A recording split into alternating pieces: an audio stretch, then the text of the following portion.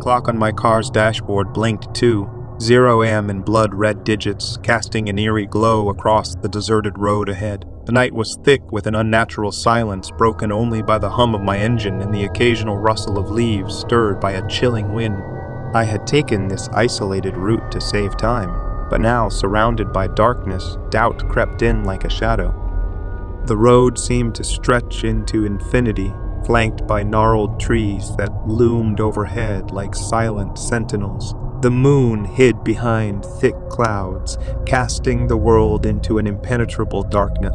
I gripped the steering wheel, the only anchor to reality in this desolate landscape. As I navigated the winding road, the air grew colder and a palpable sense of unease settled over me. I tried to shake off the feeling, attributing it to the isolation and the late hour.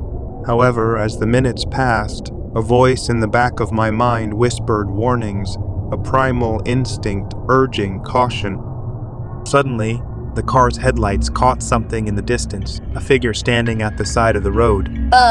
Hitchhiker, perhaps. I slowed down, squinting to get a clearer view. The figure emerged from the shadows, revealing a woman cloaked in tattered garments, her silhouette illuminated by the ghostly glow of the headlights.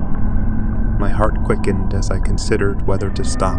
It was an odd place for someone to be stranded, and a chill ran down my spine as her piercing gaze met mine. Against my better judgment, I rolled down the window.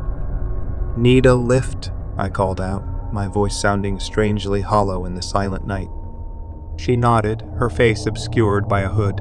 Yes, kind traveler, I seek refuge from the cold night. Will you grant me passage?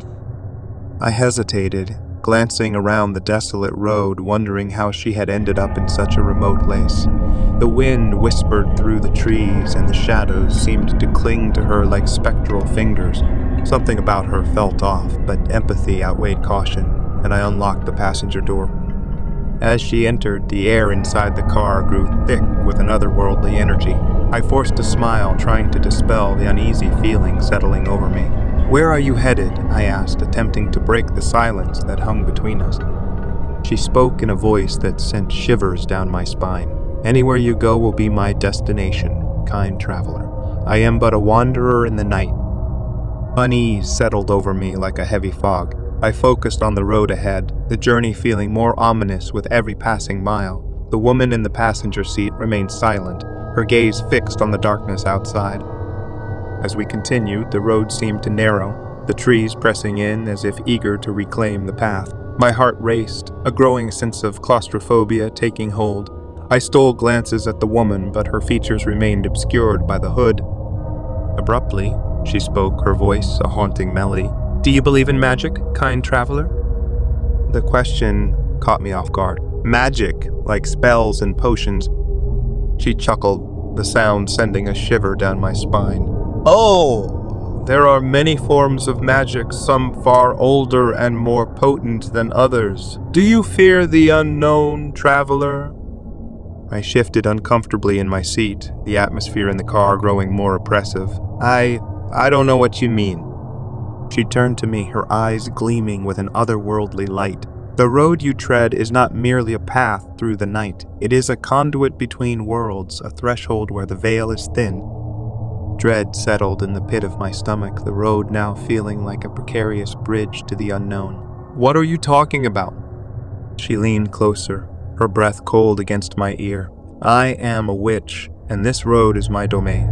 You, kind traveler, have stumbled into a realm where mortals are guests, and the night holds secrets you cannot fathom."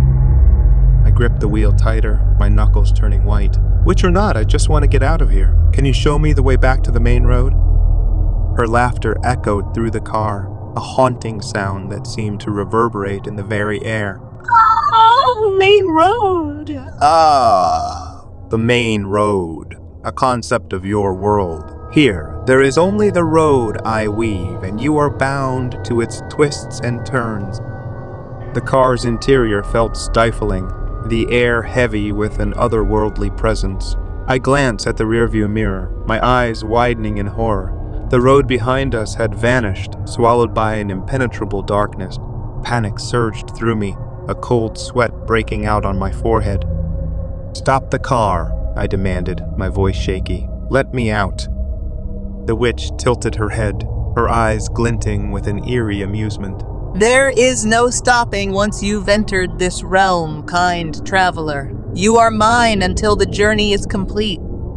Desperation gripped me as the road twisted and turned in unnatural ways. The trees outside contorted into grotesque shapes, their branches reaching out like skeletal fingers. I felt like a puppet controlled by forces beyond my comprehension. A spectral fog began to envelop the car, swirling around us like an ethereal dance. The witch's laughter echoed through the mist, a maddening sound that seemed to seep into my very soul. I gasped for breath, the air thick and suffocating. "Please," I pleaded, my voice barely audible. "Let me go." She leaned in, her face inches from mine. "To leave this road, you must face the darkness within, confront your deepest fears, and perhaps, just perhaps, you may find your way back." The car hurtled forward, the fog thickening until it obscured everything. Shapes and shadows danced on the edges of my vision, each one a manifestation of my deepest fears. The car became a cocoon of terror, the witch's laughter a constant reminder of my predicament.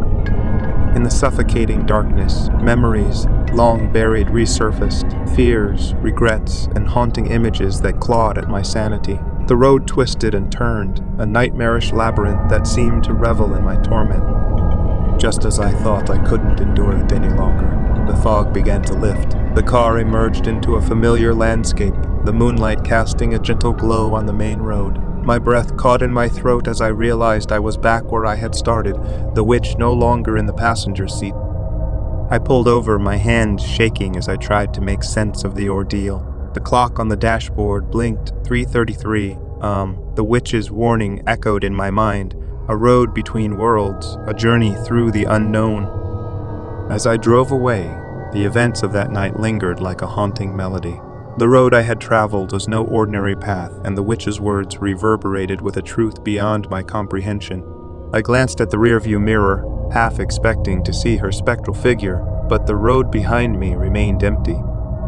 The night air felt colder, the weight of the unknown settling on my shoulders. I knew I had narrowly escaped a fate